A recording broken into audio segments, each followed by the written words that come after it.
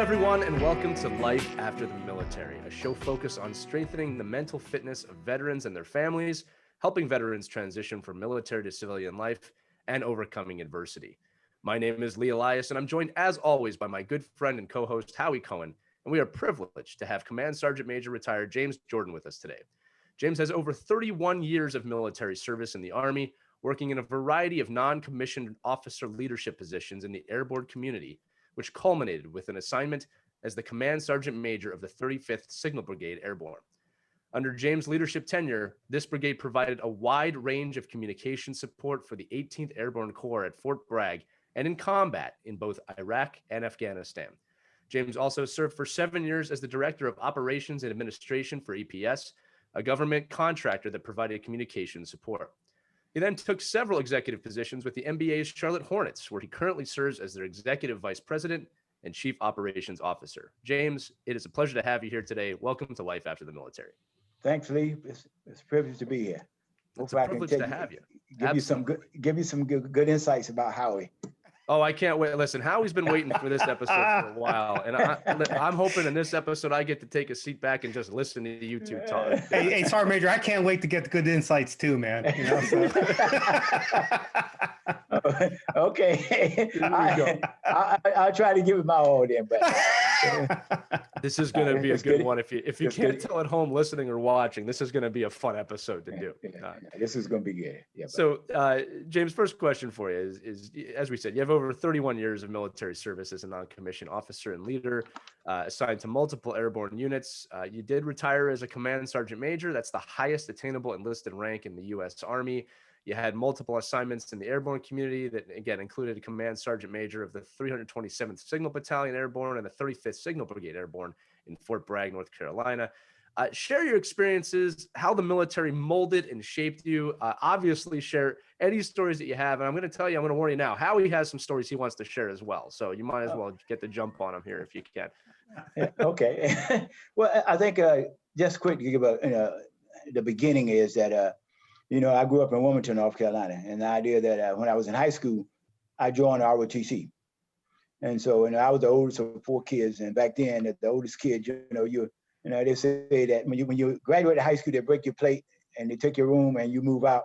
But anyway, so I joined the military probably in May, and I didn't graduate in June.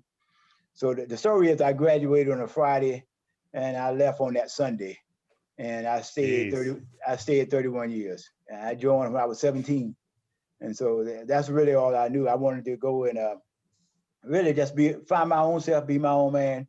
The oldest kid back then, you move out because everybody's behind you. And so I joined the military and I went in. I think it was the end of Vietnam. So I didn't get drafted. I didn't go to Vietnam, but I came on the end. And I went to my first duty station was like Fort Eustis, Virginia. And I think I was there for probably about a year, and I was promoted to a corporal. And so I was probably in a leadership position for almost 30 of those 31 years. And so with that, I just went on and did the best I could to try to stay focused. And being a leader from the beginning, you figured out how it wasn't about you, it was about giving. And so I just did that for into the end. And at the end of the 31 years, I got the full, I did quite a few different assignments. I went to CCOM, and I did CCOM. I was doing mobile subscriber equipment fielding to the U.S. Army, for which was a mobile telephone. And I worked for a general up there, a guy named General Millette. General Millette was a hard guy. He smoked a couple of cigarettes and everything. But I would go in, and he gave me this project. And I said, well, don't I get an officer over top of me to supervise me? He said, no, because if an officer goes out in the field, they're going to fire the officer. They can't fire a non-commissioned officer, so you got the project. So I did that project for about 4 years. And then he said, okay, now so where you want to go? You get a duty station of your choice. And I said, look, I want to go home. So send me to Fort Bragg. So he said, okay, you go to Fort Bragg, but you're not airborne. So what are you going to do? So I got to Fort Bragg. I ran into this rough, tough sergeant major, a guy named Sergeant Major Steve England. And he said, oh my God, really? Yeah. Oh, he said, Jesus. if you want to be in this unit, and you got to be able to jump out of an aircraft. So then I had another Sergeant Major Short. Kermit Oh Short. yeah, Kermit Short. Yeah. Yes, that used to drive Hey, those. listen. So I apologize for jumping in here, but the names that Sergeant Major Jordan's talking about now, General Millette, Steve England, these are, Sergeant Major Short. These are absolute legends. First of all, Millette in the Signal Corps, but you talk about the airborne and Ranger community. I mean, I served with England, Sergeant Major England. He was an E7, was a platoon sergeant in Bravo Company, 3rd Ranger Battalion when I was a signal officer there. And now I did not have the privilege to serve with Sergeant Major Short, but I know of him. These guys are absolute legends. So Yeah, they are legends without a doubt. They're bigger than the name. But Sergeant Major Short, so I went to the brigade, and so I was a E8 promotable. I wasn't a first sergeant yet. He said, well, you got to be able to jump out of an aircraft. damn, I didn't know you went to jump school that late in your career. Yeah, really? 31 years. Oh. I was 31 years old. Oh my God. So I said, okay, I'm going to airborne school because I want to be a first sergeant. And that's the only way you could be a first sergeant. So I went to airborne school, and I got to airborne school, and the first thing said, well, okay, we got this old man down here. They got this old man down here. So you had so many jumps before you could graduate. So every jump, I had to be the #1 jumper. And so they tortured me the whole while I was there. They made me start up front on the runs, but I would always finish up front. So after a while they got that. Yeah, there's no quitting this, man. Let me tell you, there is no quit. So that's just a little bit. And then at the end, I moved up to 327, and then I moved to brigade. And at the end, the brigade, we had, I think I was at 30, and the brigade got another department to go back to Iraq the second time. And I'd been there for so long. I was there from 1992. I got there in 92, and I said, okay, look, I knew everybody. I knew everybody in every battalion, everybody in the brigade. So I felt that the leader was the right thing to do. So I extended for that last year. Very cool. That's how I got to 31, because I didn't want them to go with a new leader. Yeah. So it was easy for me I knew the people, and I knew what that was about. And the mission at that time was bigger than myself. It was about being able to take the unit over, be able to put them in the best environment and situation to be successful and be able to get back as whole. And I did it, as Howie would tell you, in 2000, I think in 2002, 2003, when he was a brigade commander, we would get on a C-130 and we would fly from Iraq to Afghanistan. We didn't know how we was gonna get from point A to point B. We were throwing our thumb out there trying to hitch a ride on any Chinook, any Black Hawk, any C-130. But that's how we got around the first couple of years of deployment, because we had soldiers everywhere. And then at the end, it was the same exact thing. I had soldiers between both theaters, and I traveled mostly on Black Hawk, Chinook, Humvees. We were all over the place trying to check on soldiers. So that was the stress. You had to go see the soldiers. But we did it. And Howard did a good job. I don't think we ever threw up, Howie, when we were flying. No, not. I think I can remember one C-130. We was going into. I think we was going into, what was it? Not Kandahar. But it was Bagram, probably into Bagram. Bagram, and they're doing a circle. Oh my God! Yeah, the spiral of death, man. Yeah. And we took incoming fire, and it was an extra spiral that particular time for that. But so that's really about it, Lee. Well, hey, listen, so if you guys hadn't picked up on this, I had the privilege to serve as the commander of the 35th Signal Brigade when I was a colonel. And for about 75% of my command time, Sergeant Major Jordan, our guest today, was my brigade level command sergeant major. And it was just, I could not have had a better, right-hand man than this man right here. And you're bringing up a ton of things right now in my mind, man. So I'm gonna have to start taking some notes here, because I don't want anything to get by here. But and what he's talking about is absolutely true, right? We had when the second Gulf War broke out, we had two battalions, the 50th Signal Battalion and the 327th Signal Battalion, which Sergeant Major had come up from as the battalion command sergeant major. We had them rotating in and out of the theater in Afghanistan, supporting the effort over there. And then the 3rd Battalion that was in the 35th, the 51st Signal Battalion, we attached actually to the 22nd Signal Brigade with the 5th Corps. Yes. And so they and the guy who was commanding the 22nd Signal Brigade was actually a friend of mine. We were lieutenants together back years ago, Jeff Smith. But we attached the 51st over the 22nd Signal Brigade. So we essentially had all three battalions going in and out of into combat, supporting the combat operations. Unfortunately, the headquarters didn't deploy because, well, for whatever reason, which was very frustrating to me personally, because as Sergeant Major said, if you're, look, if your troops are going into harm's way, you feel a personal responsibility to experience exactly what they're experiencing, right? So that was a very hard thing for both of us, to be back at home while we knew we had, our men and women in harm's way in both theaters. But hey, look, that's the decision the Corps commander made at the time, and you respect it, right? So I think it's absolutely awesome that you extended a year like that and I absolutely know that every soldier, non-commissioned officer, and officer in that brigade appreciated what you did. There's no question in my mind that they did. So, but hey, look, that's what high performing leaders do, right? And you are every bit a high performing leader. Hey, Sergeant Major, so I'm gonna shift now. You retired, and I had the privilege to actually be at your retirement ceremony, which is a great honor and a privilege. In 2006, you went to work for EPS as a director of operations administration. Now, I didn't even realize till I had checked this, but I didn't know you were there for 7 years. For some reason, I thought it was a little bit shorter than that. But what I'm interested in you sharing with our audience right now, because one of the things we want to do is have them benefit from the experience that our guests had in preparing for their transition, conducting their transition, letting them know what went well, what did not go well, looking back on it, knowing what you know now. Would you have done anything differently? So if you can just kind of share those kinds of things with the audience, because it would hopefully better prepare them to go through a very successful and effective transition themselves. Okay. I think so when I got ready to get at the end in the beginning, I was trying to figure out, I said, okay, I've got to get out soon. What am I going to do? What can I do? And in my case, it's probably like a lot of other people. I came in straight out of high school, and I wasn't a stellar performer in high school, but I did good enough to graduate. And so I didn't have the education that I got. It was either through all the non-commissioned courses I had in the military, or the different classes that I took online.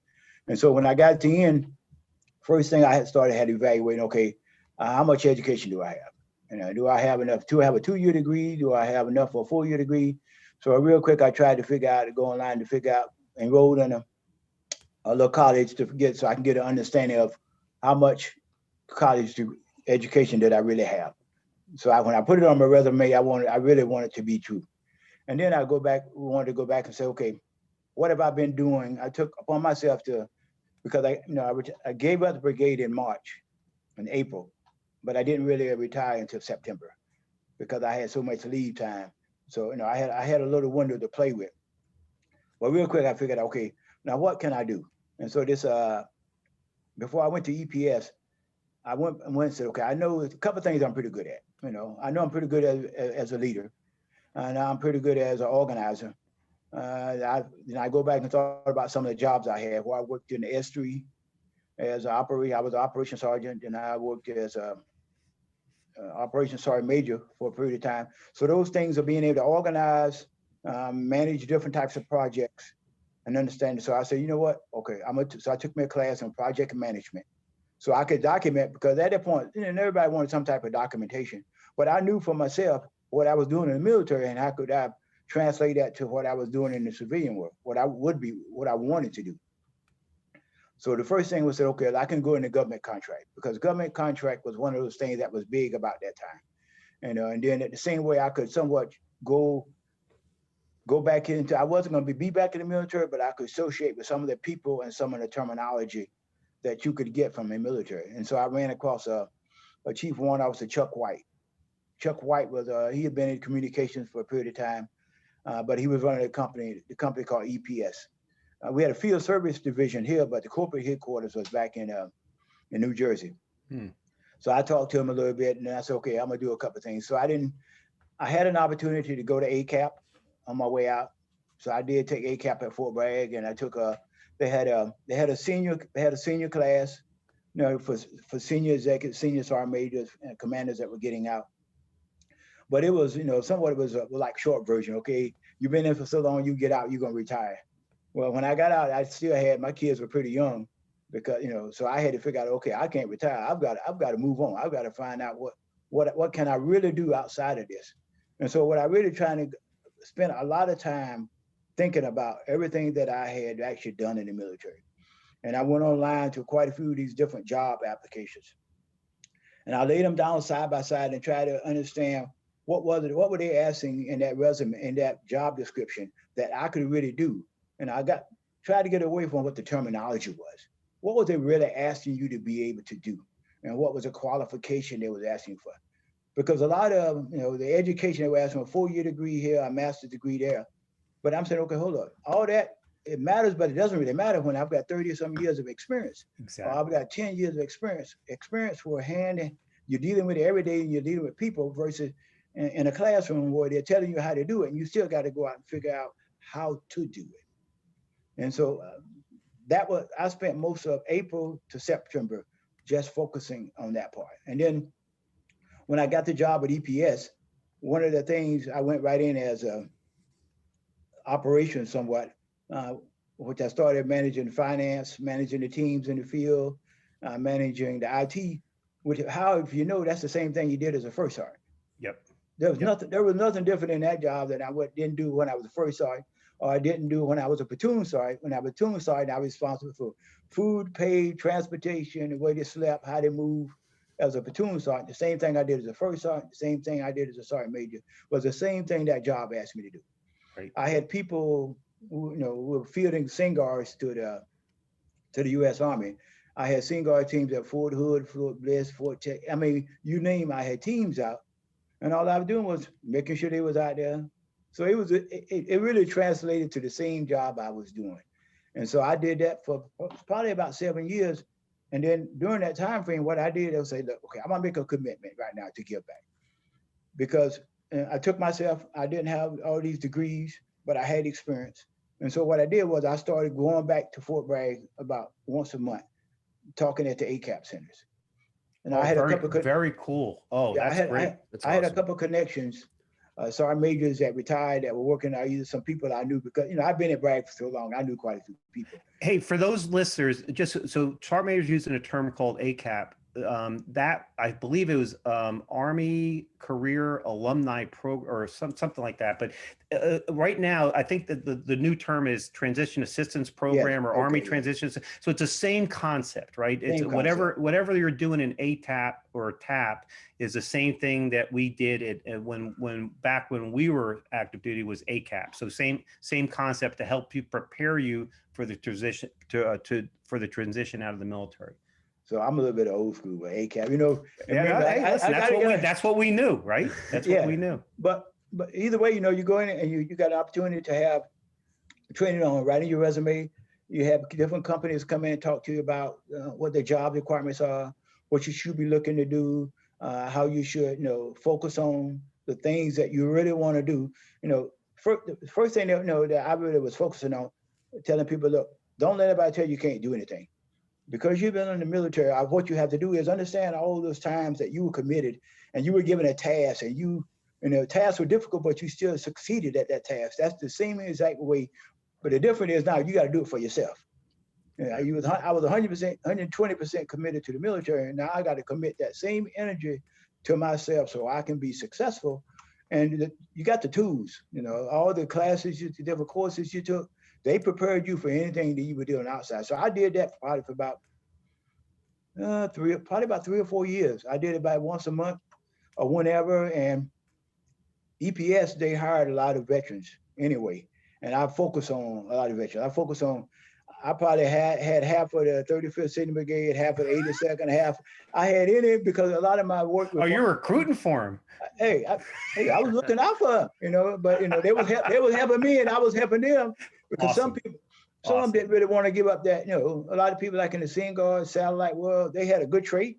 Right. That's one of those things where people weren't good for a desk job, but they were good at those trait type jobs and they could do it. And so I hired them, and they left EPS. They went to another company. for work for 20 years, but it was about setting them up. So that is really how I transitioned. But I'll tell you a funny story to how you're gonna laugh at this one. So on one day on Thursday I retired. It was my last day. He said, well, tomorrow you got to go back. You got to come back and get your new ID card. So the day before I retired, I went in and everybody, they picked me up at the sergeant major, come on, we got you squared away. We'll take you in the back room. The next day I showed up and I said, well, I want to get my new ID card. She said, well, you go over there, you got to pull a number. And when they call your number, then you got to come up and that's when they'll service you. So to me, now that was my first indication, okay, it's over. It is over. But the point I would tell people is I was a command sergeant major for 31 years. But that next day when I retired, I had to go get pull a number and get in line just like everybody else. And so what it told me is, okay, it's over with. Yeah. You got to let it go. If you don't let it go and you try to drag it forward, people are not going to respect you for what you've done. So you got to figure out how to deal with. You're not in charge anymore. Yeah. You got to let it go. Hey, Sergeant Major, I don't know if you ever went to those. We used to do the AFCEA dinners out at Pedon's, right? Yep. When Rock Schmidt was commanding the 35th, right? And one time he had General Luck. You remember General Luck, right? I remember General Luck. He had General Luck as the guest speaker. And so for the audience, for Lee, for everybody, General Luck retired as a 4-star general. I had the privilege to work with him when he commanded the Joint Special Operations Command. General Luck was a soldier's soldier. First of all, the guy was built like a brick shithouse. Just I don't know any other way to describe it. And wherever he went, his freaking dog went, right? I mean, that dog went into his office. It went around the compound. Now he had a few people walking behind the dog picking up all the dog poop. But anyway, so Luck. I mean, when you ran into Luck, you better be standing firmly on your 2 feet because he's going to walk up to you and he's going to pop you right in, and I'll tell you, he's going to knock you about 4 feet to the left or the right, depending on which side of which arm he hits you on. But he would go out and play pool with the boys on Friday afternoons. Anyway, Luck was a guest speaker at this AFCEA event. And he's talking about, the privileges of being a general officer, being a 4-star. He had people drive him everywhere he wanted to go. He says, and then I retired. And I forget who he was working for. He says, but I realized, okay, I got to go from my house to wherever. So he walks out of his house with his cup of coffee, gets in the back seat of his car, it closes the door, and he's sitting there drinking his coffee, and he's sitting there for 10 minutes. And he realizes, holy shit, if I want to go somewhere, I better get in the front seat, turn the car in and drive because I don't have a driver anymore, Hey. That is the life, because if it gets, and then when I got out, one of the things as I kept going back, I'd always have these conversations with some of the senior leaders getting out, and then as I went on and saw some other things, I would try to help a lot of people out, and that was one of the points they couldn't get rid of. Yeah, especially as an officer, the senior non-commissioned officer level, they couldn't let it go. Yeah. You're not in charge. You got to figure out how you fit in this new world. Right. And people, they really support you for everything you've done and all your great service. But at the end of the day, they don't care. They don't care about that. You got to move it on. You're right. And sorry, Mayor, if you don't mind, I'm just going to highlight a few things for our audience that you're bringing up that I think are absolutely spot on. First is, and this has probably been a recurring theme on almost every podcast we've had, that you have a tremendous amount of knowledge, skill, and ability that absolutely translates to what people do in corporate America. And I don't care whether you're going into government contracting, I don't care what you're doing, but those knowledge, skills, and abilities will translate. Once you adjust, yes, it will translate, right? The second thing is, especially if you're going into government contracting, but it holds true in really in corporate America, is you have got to remember that you are part of a team and no longer holding that position of authority. Now, you may be in a position of authority Right. in that corporate job or that government contracting need, but let's just focus on government contracting, right? Because at that point, you are servicing an organization in the government, and they have their own chain of command. They have their own leadership team. They make their own decisions, and you're there to support them to accomplish their mission to a higher standard or whatever.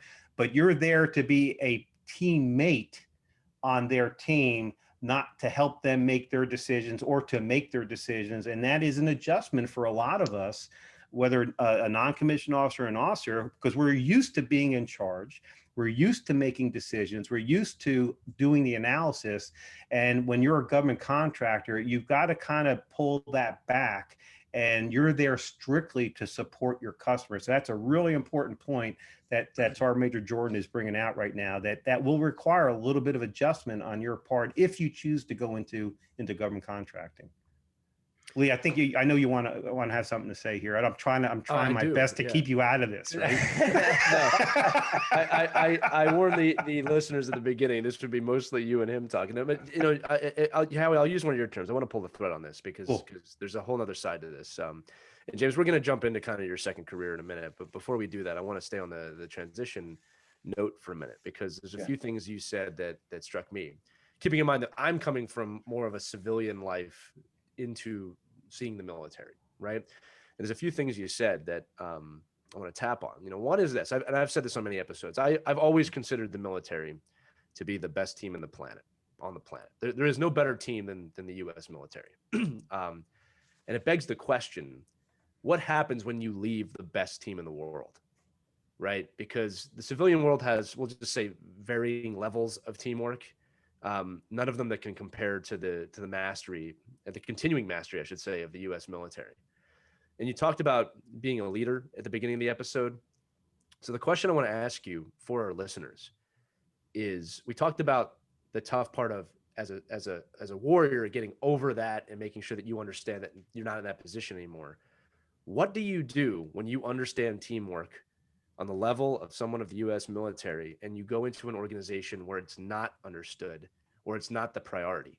Because with the veterans that I've dealt with, that typically to me seems to be one of the hardest things that they have to deal with.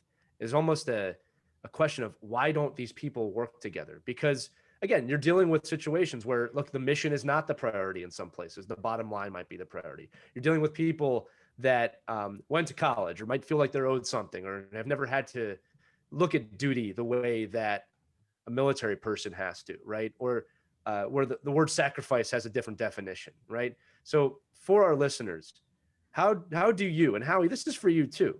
It's a great question. Yeah, as a leader, you walk into an environment where it's not the greatest team in the planet.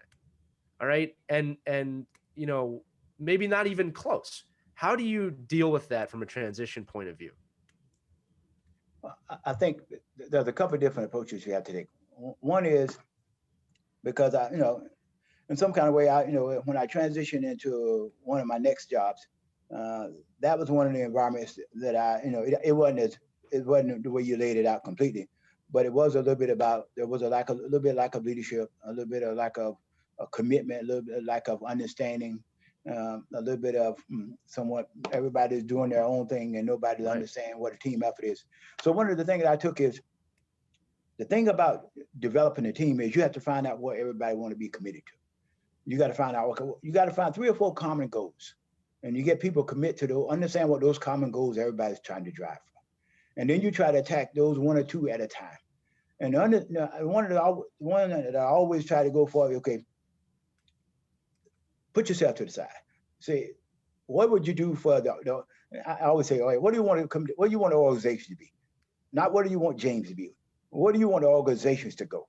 Right. And realize that we'll talk about how you fit in the organization, but where do you want the organization to go? What do you want this organization to be?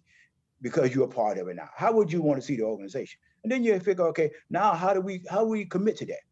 What do you think we need to commit to get the organization? And not on an individual basis, what do we as a team need to commit to?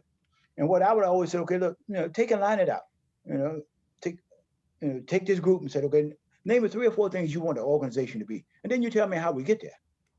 Because a lot of us are not about the individual goal, it's about team. You got to get everybody to understand the team concept, because if the team is successful, individuals will be successful. Right. Leaders are not successful by what they do. They're successful by what the teams do. And that's the same way in the military. I wasn't successful anything about what James did. I was successful about how they would get the team to focus on collective goals, not individual goals, because that's what makes an organization, the organization itself. And then individuals will be successful. And so when I went out to the government job, and I was in there and we had different types of people. I had my world, they had the other world. And I would say, okay, look, hold up. What do we want this company to be? Yeah. So let's commit to 3 or 4 different things. And we back in the military, we call them values. We call them values in the military. What are the 3 or 4 values that we want to stand for? And then how do we get those values? Because when you get people to commit to the values, then they'll become part of a team. And then you just got to focus on trying to get the team to develop a little bit more. But if you can get them to commit to values, you've created a team. And remember, every team needs work, because every time you take out one person and put another person in, the dynamics of the team changes. And so it's a consistent process. So that is the way I see it. And that's how I've seen it been successful there in the military and successful in the times that I've been out. That's just my view of it. How you may see it differently. No. I think you're hitting it, hitting the nail exactly on the head. And I'll just supplement with a couple things. Number one is, and we just talked about, you're no longer wearing your rank, right? But I'm a firm believer in this, and I don't care how old you are, what your background is, but everybody is a leader.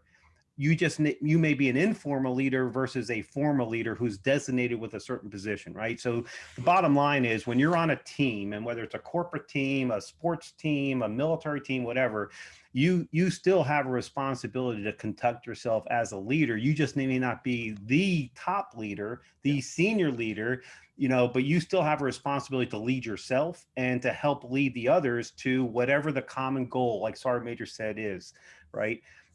So that's the first thing. And the second is, look, I think that's a phenomenal opportunity, actually, right? What better situation can someone, a woman or a man coming out of uniform from the military, what better situation could they go into than an underperforming organization? And they can now help shape that organization into a high-performing team based on the experiences they developed, based on those skills, knowledges, and abilities that they developed. I think that's a perfect situation to go into, actually, to be honest with you. If I may, I'll follow up with that too. Just as some, I guess, tips for people transitioning is, questions that people don't ask. Now, I'm an employer, right? And when I interview people, I often try and make it a 2-way process, right? Questions people don't ask. Military veterans, questions you should ask. Ask about the team culture. Ask about the people that work there. I would ask the person, what is the mission of this company? James, to your point, this is kind of a distressing number to me, but I'd say more than 50% of companies, if you ask their employees, what's the mission, what's the vision, they couldn't tell you. The vision is I get my paycheck at the end of 2 weeks, right? So, one of the great things I like to bring up as an employer is that when I do an interview, I try and make it a 2-way interview, right? And I try and make sure that the person I'm interviewing has the opportunity to ask questions too. So my tips to people, veterans, leaving the military, one of the questions you want to ask when you're in an interview is, what kind of team culture do you have? What are the people like that work here? How strong is your team? And I would say I'm coming from a really strong team. And the nice part about this is that no matter what the answer is, you're in a good position, right? If they're a great team and they're a great organization, you're going to fit in there great. If not, you can, as Howie said, volunteer, say, that's something I'm really good at. Do you have a need for that type of team building? Now, again, it's a little more complicated than that. You have to make sure that there's buy-in from the top, so forth and so on. But I think that that's something that not enough people do. They don't ask about team culture. They don't ask about the people that are there. And you can both say this, right? Or agree with me on this, if you will, is that it's not really what you're doing, right? It's who you're doing it with, right? It doesn't matter what you're doing. It's if the people there aren't in it with you, it's going to be a miserable experience at the end of the day anyway, right? But James, the other thing I was going to say, hey, Lee, if you don't mind, I'd like to actually jump in and just, because I would actually take it one step further. and not just ask the people you're interviewing with those questions, but I would actually make your own assessment. I would walk around the organization as much as you can, make your own assessment about the culture of the organization, talk to people who are working there, and ask them questions that'll bring their thoughts and perspective out. So you get it right from the actual horse's mouth of what is the culture. Because look, the person you're interviewing is trying to sell the company, right? Especially if they want to hire you. So I'm not, and not that I wouldn't trust them, but it would almost be like trust but verify, right? So I think you get around the organization and start quote unquote interviewing other employees in the organization and make your own assessment about what they're doing, what the culture is, how do they fit in, how happy are they, how good is the leadership team, are they being taken care of, and then, because I will tell you that it's not just you being interviewed for a job. You're interviewing the company to see, do I want to work for them? And I will tell you, of all the criteria that I set up for myself before I chose to join an organization, the number one criteria ended up being not what I was getting paid, not what the benefits were, not even the job I was doing, is what is the culture of this organization? What are their values? Do they mesh with my values and the way I operate? And if they do, I may want to work here. If they don't, I don't care what you pay me. I don't care what your benefits are. I know I'm going to be absolutely freaking miserable, and it's not worth all those other things. So that became the number one criteria for me, to be honest with you, Lee. Well, and I'll follow that up. And then James, I'd love to get your thoughts on this too, is that, one of the common threads, again, we've done a lot of episodes, Howie, so we are seeing those common threads now, is we've interviewed quite a few people that retired on a Friday and started working on a Monday, right? Yeah, really. And I don't think one of those people has said that was the right way to do it, right? I think, if I had two words to say from what I've been learning from these episodes, one is be a little patient. It's tough, right? I know it's when you're going and going and going, you want to keep going. Be patient finding yourself that next job, right? Number one. Number two, be okay if the first job you land is not the right job. You got to learn too. And, in the civilian world, we always say that, you got to find what's right for you. And then three is, as Howie just said, look for that team environment, because you will thrive in it. You will absolutely thrive in a team environment if you have military experience at any level. You're just going to understand it in a better way. Right. So it's one of those things, again, when you're leaving the military, the patience, right? Look for the right things, ask questions. Don't just jump out to get the first thing that's offered to you, unless it's the right job, obviously. But anyway, James, I wanted to get your thoughts on that too, because again, we've interviewed several people that they move to, from their own admission, they move a little too quickly and they end up someplace maybe they don't want to be. Yeah, but I think, and one of the things that I saw, I work with this organization called Veterans Bridge Homes out of Charlotte. And one of the things that I provide them a little bit of guidance on is that a lot of people decide at the last minute they either want to retire or either they decide they're going to get out of the military. Right. They don't do any planning. They get out, then they're looking. At that point they're looking for a job, and somewhat you can't really blame them, because at that point the panic and the fear and the uncomfortableness of not knowing who's going to take care of them, like the military is taking care of. So there is a lot that they have on their plate, and so you got to understand that somewhere about taking that first job. And so what I always try to say, okay, understand if you didn't do a good planning and you got yourself in a position, but you do have a job opportunity, understand, just like a person I always treat an individual graduating from college. They're going to get a first job, they're going to get a second job, and they're going to get a third job. So you got to look at the same exact way. Most people get out of college, the first job, they're only going to be there for a short period of time. That's right. They're going to be looking for the next job. And I always say the military the same exact way. Okay, look, you get out, you get a job, because you're a little confused on what you want to be when you grow up. That's what I say. In the military, you got a job, we tell you what you're going to do, step A, promoted. But when you get out of there, then you're a little confused in what do you want to do. But at that point, the panic of, I either got a family, I got to get some type of source of income. So they have that on their back. So you can't really run from that. That's on there, that's weighing on you. So you gotta, at that point, priority takes over. Sure. And whether I like that job or not, it's a job. I got to get paid. I got to take care of my family. So that's true fact. So that's number one. They got to do that. But at the same time, knowing that, accept your pattern. So, okay, I'm gonna do that, but then I'm a period that may not be the job I want to be in for a long period of time. So start building your strategy of what you want to do and how you want to move on to the next one. So one of the things that, and talk about the next job I went to, the idea that one of the things we decided to do, and we're doing currently right now is, no matter what your job is, you get an opportunity to come in, you apply for a position, you go in front of a panel. And once you get so far, you have a panel. In that panel, you may have one person that knows exactly what they want you to do, but the other 3 or 4 people have no idea what job you. But they are checking to find out, asking questions about where do you want to be, where you grew up, what's your lifestyle, how do you fit in the organ. Their only purpose on that interview panel is to tell you how the organization functions, ask you questions, pull out whether you will be not a perfect fit, not a cultural fit, but whether you'll be an individual that will help the organization move to the next level. Because one of the things we're looking at nowadays in my current role is, I understand culture, but I got to have someone that changes the dynamic of the organization, that makes us be better. And if everybody is going to be just like me, it's not going to be better. So every now and then I do need an outlier. I need that odd type person that brings that odd skill set that really makes it go together. And so that's what we've learned over the last 3 or 4 years, how you got to do that. Because if you do that, you're changing the culture, you're changing the way it functions, and you're developing that team cohesiveness. So that's what I would leave it with for what I saw. But I think getting out and understanding, because a lot of people, I talk at all different levels when I first got, when I went first to Charlotte, people getting out, moving to Charlotte, big town, they thought they could come in. Their expectation was they want to come in at a $150,000 job and say, hold up, come on.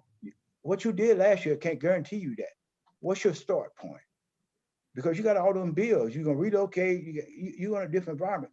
And so some of that was, in the military, we used to call it, the first on, we call it financial management classes, Howie. But back in the day, first I had to teach financial management before they came up with a financial management class. But it's all good. So James, you've been teasing it, so I'm going to go into it real quick. After 7 years with PS, you did make a significant career change, and you went to go work with the NBA Charlotte Hornets. Your first position there was as executive vice president of operations, which you had for several years. And then recently you're the executive vice president and chief operations officer. You got that role in 2019. That is the role you serve in today. So this is kind of a double question. One is, obviously, how did your military service apply to that job? It's a massive transition. And tell us any stories that you have about that job today that the audience might benefit from. Well, I think I got to go back to the operation job I had at EPS, because remember I was an operations sergeant major in the Army, and I knew how to make things happen. So when I went to Charlotte, I didn't really go work for the Hornets that first job. It was the Hornets organization, but I ran Spectrum Center, which is the arena, which was the operation part of getting concerts in, getting concerts out, doing types of events. Right. Flipping the arena over, doing all those things that you do to run the building. It was about running the building. The basketball team was there, but everything else was about pretty close to 150 to 200 events you have to run in that arena. Wow. Every year you have to do that. So that was my first job doing that. And I felt I could do that after working EPS for 7 years. And I did EPS until my kids graduated high school.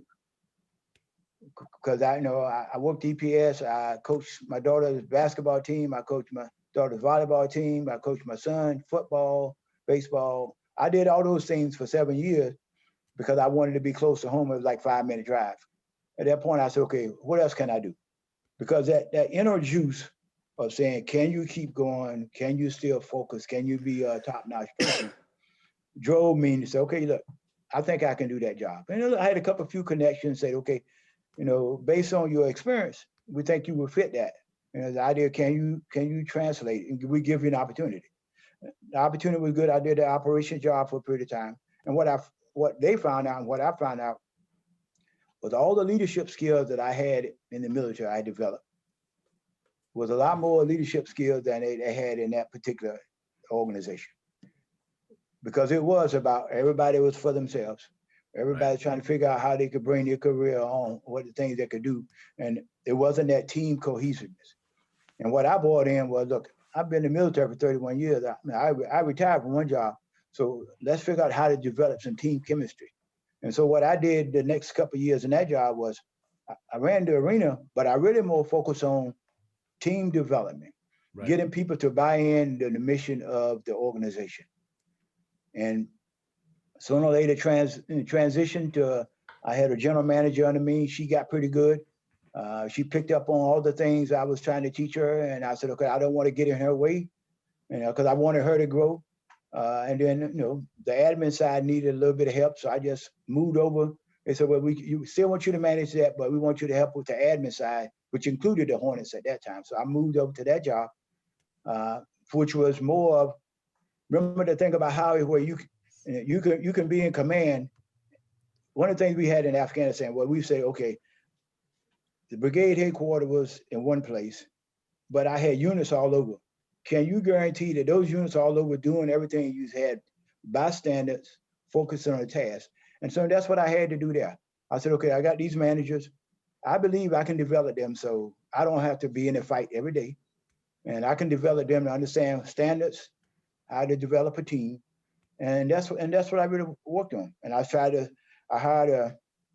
pushed the military concept. We started giving to military programs. We started trying to figure out how to hire a couple more veterans in different types of positions, because I really pushed the influence of, forget about where they come from, give everybody an opportunity to be an interview, whether they had 4 years of college or whatever. They went to a trade school. And so I did that. And then over the last couple of years, we had a COO decided that he wanted to do something different.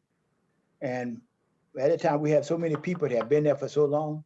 Right. Rather than bring in somebody new, I just moved up and I just promoted another individual up under us, promoted him up. Same way we did in the military. How a guy named Jacob, he'd been in the Navy for a long period of time. There was only 3 or 4 of us in the leadership that's military, but me and him, I told him that as long as Army kept beating Navy, that I wouldn't harass him. But anyway, I promoted him. I promoted him up, and so I just kept promoting people up around me, and so I'm where I am now. But what I do is I got a team that believes 2 things.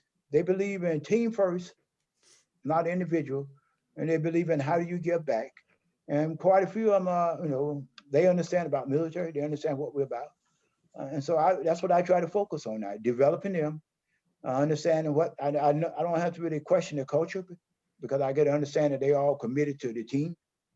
And most of them I've got translated, but as you have new people come in, you got to go back and do the same thing again, Lee. Make sure they understand you're coming in, but you're not coming in. You're coming in part of the team. So you got to figure out how do you fit to the team. And I don't think nothing that changes from what anyone that's listening have learned in the military. If you had a squad, somebody left, you get new people to your squad. Right. How do you adapt them to become a part of the team? Exactly. And that's the same exact way I looked at it. Yeah, exactly. So that's my story. No, hey, and listen, man, and you're kind of reminding me too. I had 1 year in Korea, right? Which kind of takes that to a whole nother level, right? Yep. Because your tour there is normally 13 months if you're an unaccompanied tour, and which means that I would say at any given month of that 13-month tour, you're probably losing 10 to 20% of your organization to rotation. So normally we think as leaders that we're gonna get into an organization and we're gonna establish this great foundation, and then we're gonna go like this, right? And what really happens is in a lot of organizations, especially if you're in a place like Korea, is you're going like this constantly. Yep. Right? Because you're literally losing 10 to 20%, sometimes more of your organization. So you're constantly have to go back and start and get people, trained into what the standards are, what the expectations are, and so on and so forth. And that's okay, right? You just have to understand as a leader that, you're not failing because you're not doing this. You're actually succeeding when you're doing this, right? Or doing this, right? But hey, listen, I have to bring up a couple things real quick. I think the audience can tell, and I know he had a stellar 31-year career, but you have to understand too that Sergeant Major came from an exceptional family. I did not have the privilege to know his dad, but I did have the privilege to know his mom. And so let me tell you about the kind of household that Sergeant Major came from. And those of you in uniform know this. It's tradition when you hit a holiday season, whether it's Thanksgiving, Christmas, whatever, and especially if you own your own dining facility or mess hall, or it doesn't matter, even if you go to someone else's, it is tradition for the senior leaders, non-commissioned officers and officers, to wear their dress blues. Now I know they wear it as their normal uniform, but back then we didn't. We had, the greens we wore. But anyway, you wore your dress blues or your Class A uniform, and you would go behind the serving line of the dining facility. You'd put on an apron and you would serve the troops a Thanksgiving dinner, a Christmas dinner, whatever the key holiday was. Well, so I was doing, what I thought was my duty and going to the dining facility. We had our own facility, our dining facility, the 35th Signal Brigade dining facility, the Lion Brigade dining facility. And I'm, in the facility talking to soldiers, serve. And who is standing behind the line serving our troops? Sergeant Major's mom. I mean, I almost fell over. First of all, she's an absolutely stunningly beautiful woman. If you look up the term first class in the dictionary, you're going to see a picture of his mom. So she was behind the line serving our troops Thanksgiving dinner and just making their day extra, extra special. And I thought so highly of her before that. But listen, Sergeant Major, how many times do I mention this to you? Yeah. Every time we talk, I talk about this, right? And I always say, please tell your mom hi, please give her a hug for me, please tell her that I love her.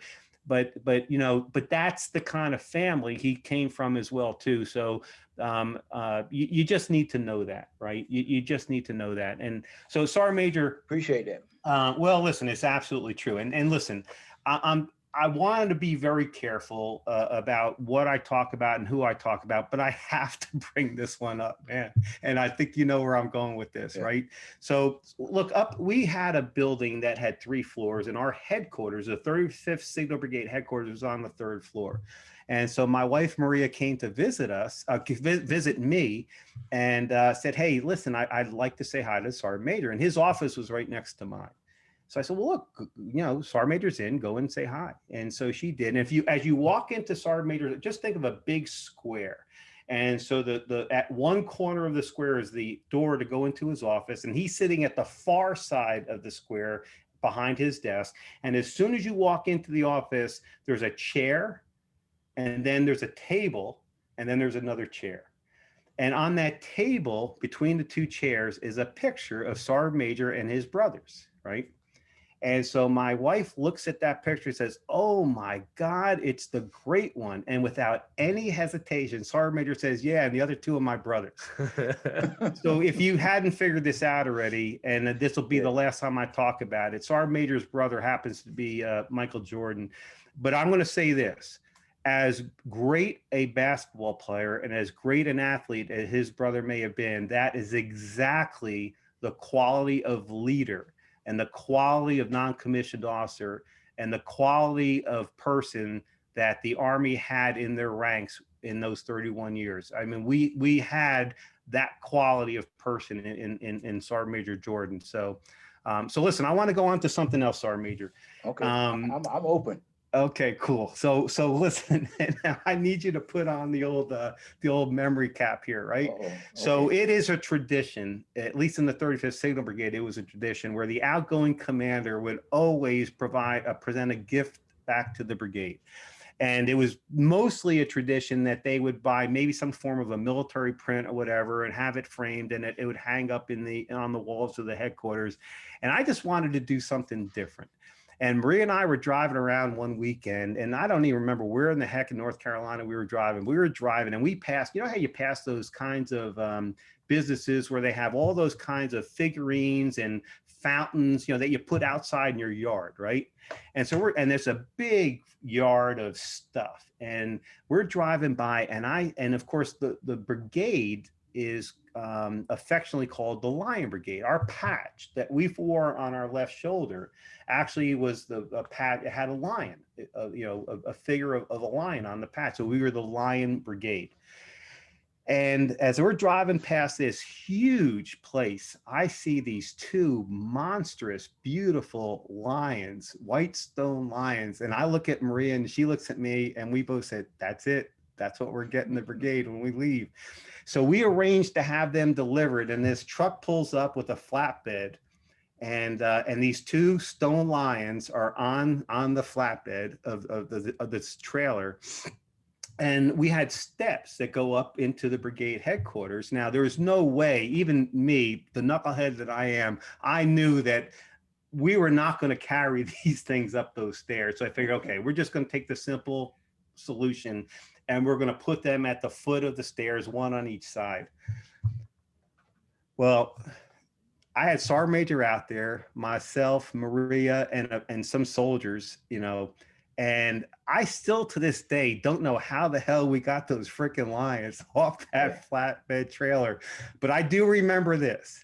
If looks could kill, the look on Sergeant Major's face was something like, what in the bleep are you doing with these lions, and why the bleep am I trying to get these off this trailer and onto the sidewalk? So I would just like to really know what you were thinking and what was going through your mind when we pulled up with those freaking lions and put them on the sidewalk, Sergeant Major. Hey, it was a lot on my mind about that time.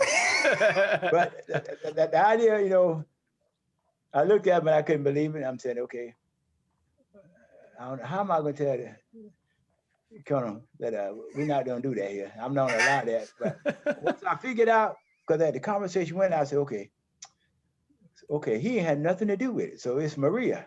My goodness. I said, okay, I don't think I'm going to be able to tell her to take them lions and shove them. So I better figure out what to do with them. So I said, okay, look. James, this is being recorded. Don't incriminate yourself, man. No, I told I told S3 Sergeant Major, okay, look. Okay. We'll put him on there. The Colonel will be gone in a couple of months. We'll move him.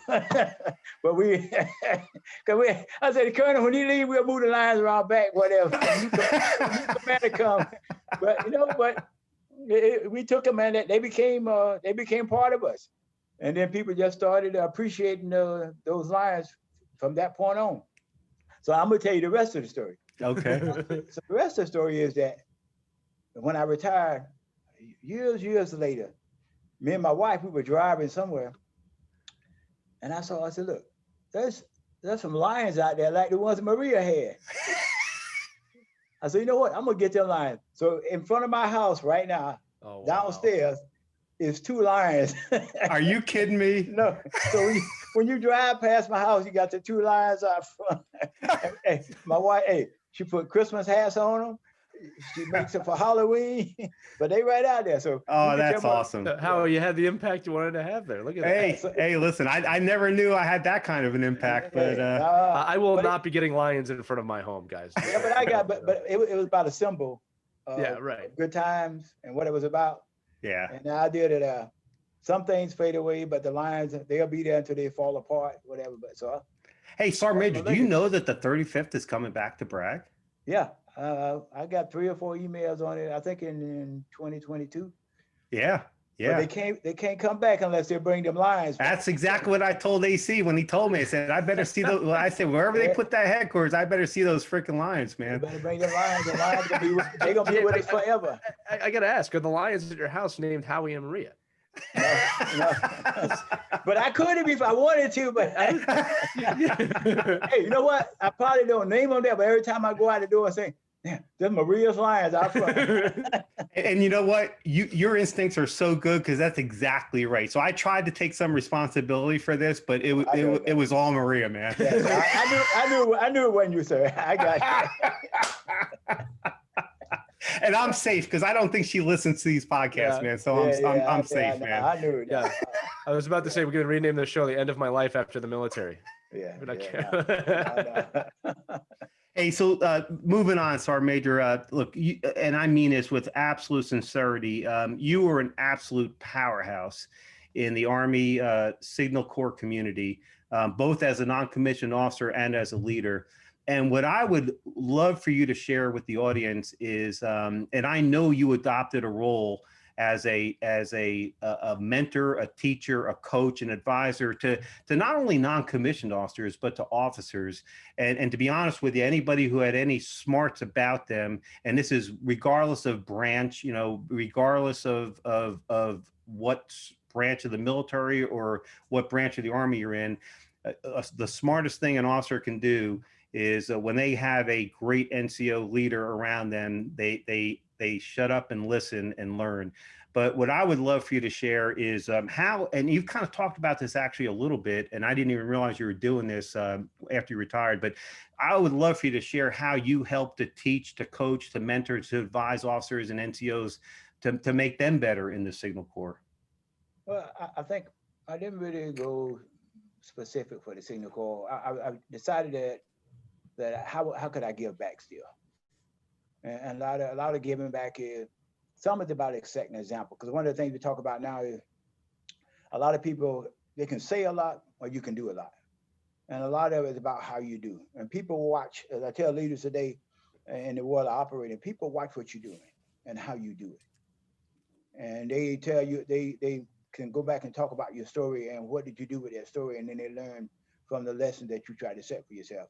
And one of the things I always did is, early in my life, I decided that, you know, that I could get out and, because my brother was doing pretty good, I could get out and be in his footsteps, or you could create your own journey and figure out who you are as an individual and what can you really do for yourself. And what I tried to do is always understand of how to give back. And I always tell people, you know, you got to be your own person. You got to understand what's going to make you successful. That's not going to make everybody else can't go down your same path. It's got to be about you.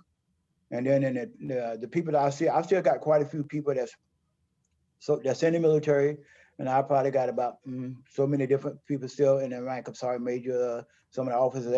Every time I see a couple of generals that I know is getting promoted, I reach out and tell them, because I couldn't believe they're still in, but they've done very well. Yeah, but a lot of it was about, you know, that strong idea of influencing from back in the past.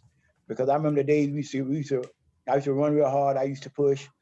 Somebody say they used to call me Taz because they thought I was off the chain, because I drove real hard and I pushed to the limit, because that was, you know, the guys up in front of me, they pushed me.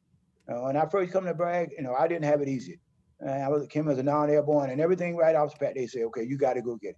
Now, you want to be here, you got to earn your right here. You're not just going to walk in here.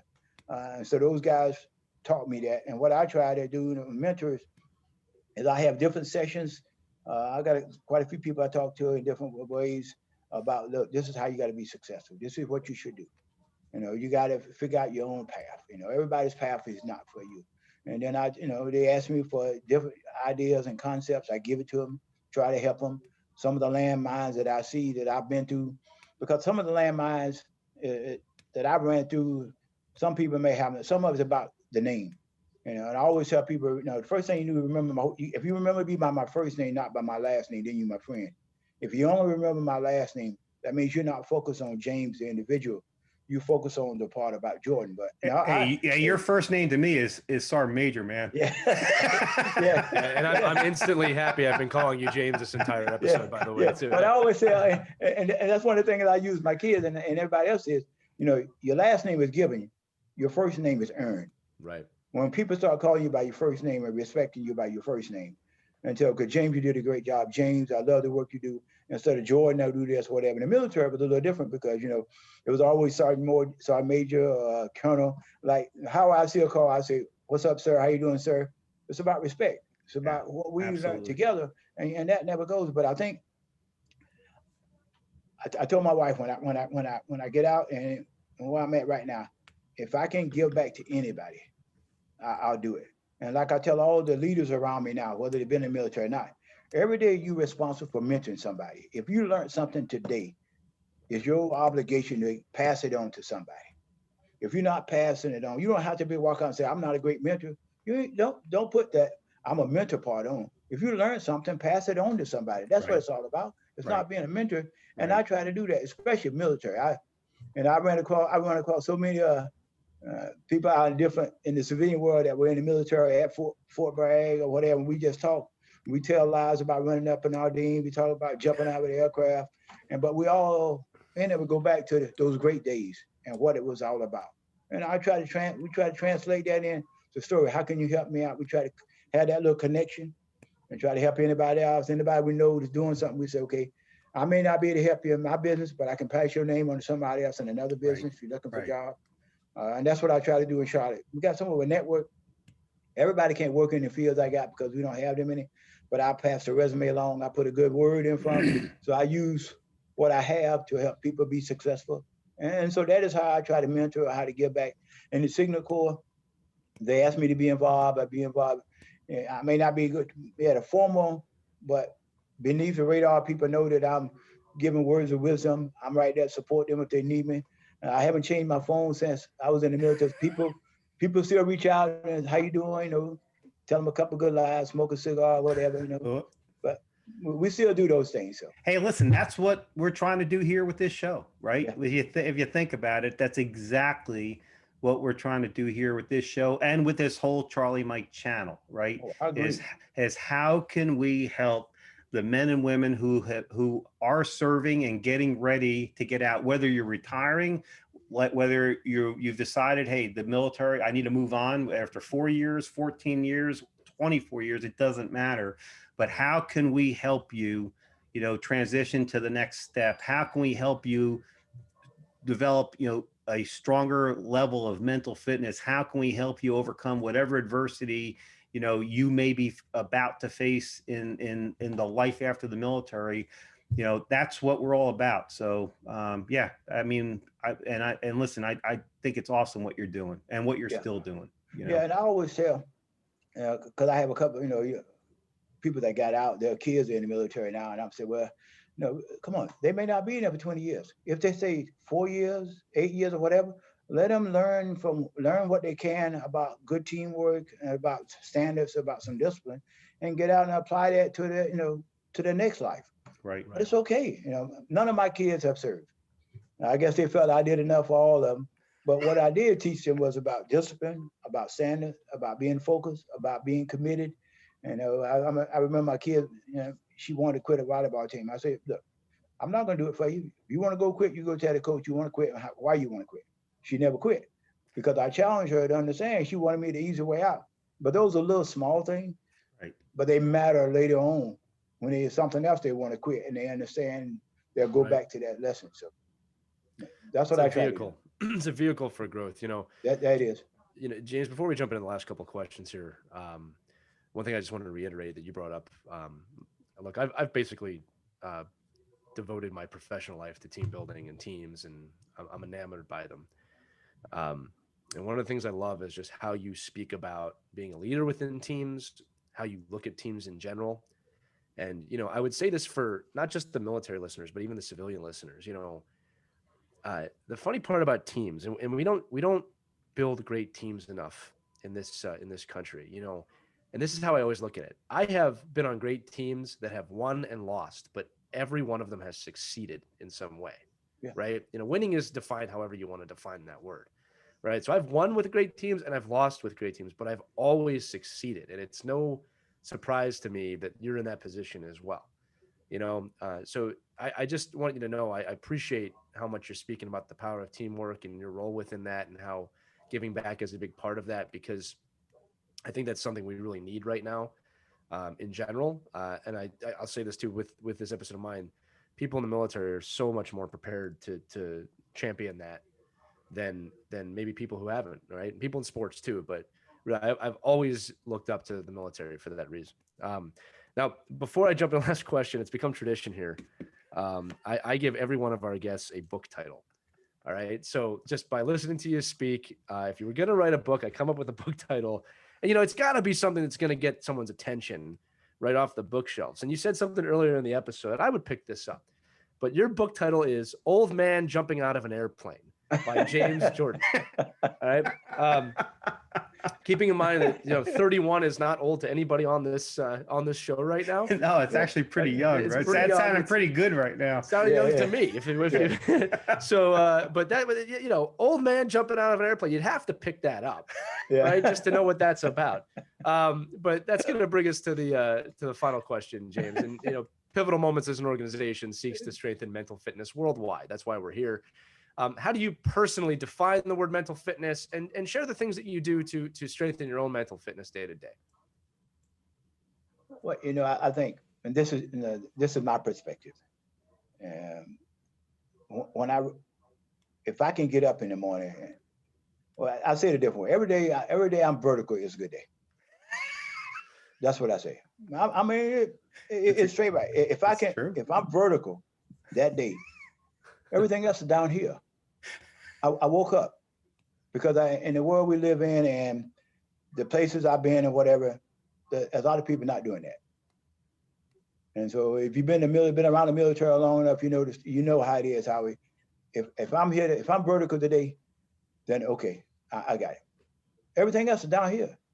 There's nothing else difficult in my day because I woke up today. I can attack it based on everything I've been to in the past because I understand, I know how to prioritize it. I know how to focus. I try to figure out how not to swallow, get all upset about what happened yesterday because I can't change yesterday. Yesterday is yesterday. What I have to do is be able to learn from yesterday and take it to today. Right. And then develop a plan of attack, what to do. And so that is how I somewhat keep my emotions straight. Plus I still get up and I think I did 4 miles this morning. Good for you, man. I get up, and it's ugly for Howard.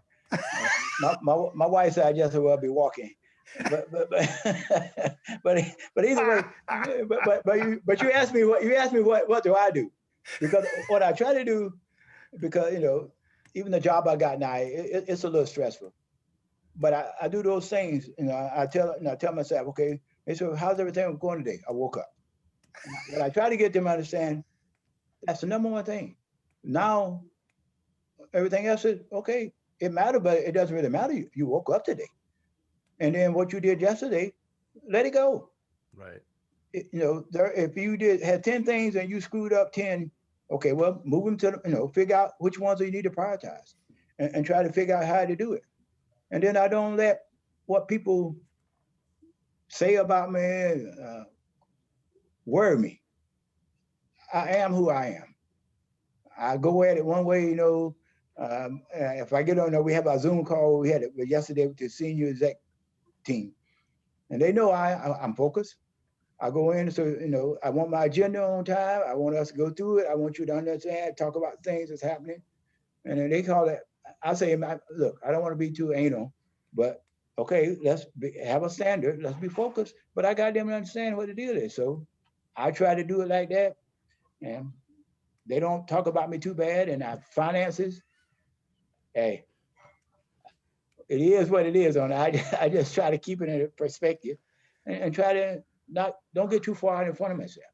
So I think that, so all that, the gist of it is, I just try to celebrate being here and worry about what I can solve and don't try to put too many things on my plate at one time. Because, you can put 10 things on there. I use the word 10 always, how, that's back in the military days. If I got 10 things, there's no way I can get all 10 of them done. So once you prioritize which one you're going to get done, and if you get the top priorities done, move on to the next day. Ooh. If you're going to sit there and try to, without a doubt, do 10 things that day, they are not going to be done to a standard. You're going to just do them to check the block. And then you're compromising standards. You're compromising your beliefs. And I try to make sure that the military taught me that. And that's one thing I do from that world to this world is, you got to do it right. And then the other point that's really and most important to me, that it's about people. Everything I do is about people. I don't do anything for James Jordan because I'm lucky to be here. I'm in the past. I'm in a pretty good position. I don't look for how much money I make, what I'm doing. I'm worried about the people below me or the people to the left. Can I help them be successful? What do I have to give back?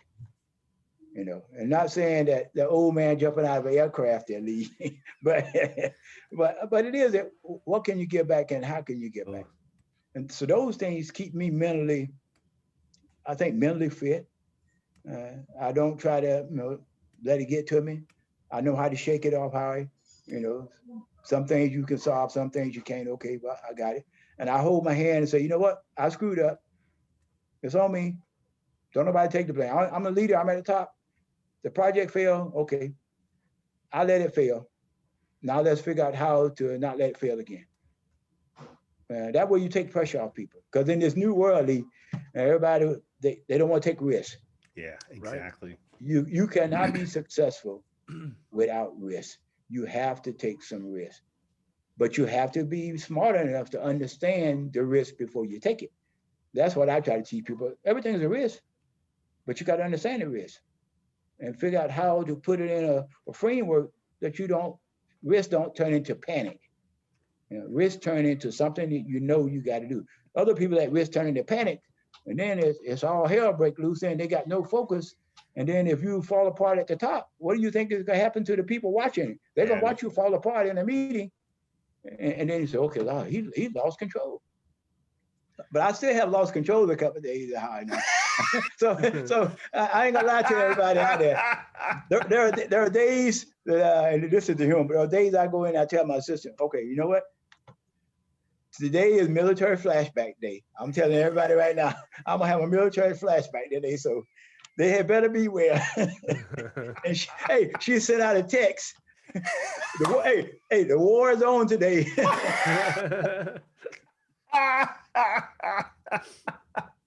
All right, Sergeant Major came for combat today, man. Be on the lookout.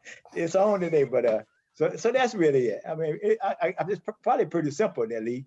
Nothing complicated. How it's a great look. It's present moment awareness. That's you know, that's what I hear you saying, and that, like, you know, I think too, what I'm taking from what you said is just we you know, did you wake up today? It's a good day if you woke up today. By the way, I'm taking my option here. I'm changing the name of your book from Old Man Jumping Out of an Airplane to Stay Vertical. Yeah. That's a much better name. I should have asked the question. Stay vertical. Yeah, because one last note to that. Yeah. Because I go, you know, sometimes I go into these meetings. They're unhappy. Come on, what's the problem? Didn't y'all wake up this morning? Are you vertical today? Yeah. Then everybody, they start laughing. I said, okay, now let's go. Very perspective, cool. Man. Like, very cool. You're giving your time here. You might as well use it effectively. Yes, it will. Yeah. Stay vertical. So that's me.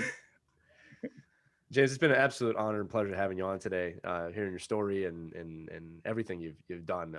I've learned a lot, and again, thank you for being here. I mean that. Hopefully I didn't tell too many lies or whatever. Oh, no, man. And listen, we just got the next thing we got to figure out is we're going to smoke that cigar together, man. Oh, yeah. We're going to work on that. Yeah.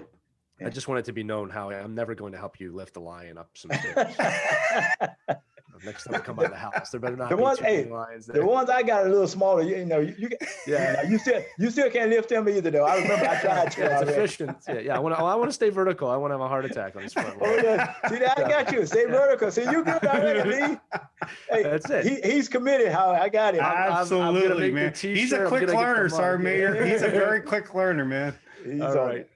Thank you so much, guys. Well, listen, you've been listening to Life After the Military, which is powered by Pivotal Moments, and you can learn more about that organization at pivotalmoments.org. You can get inspirational, entertaining, and educational content there.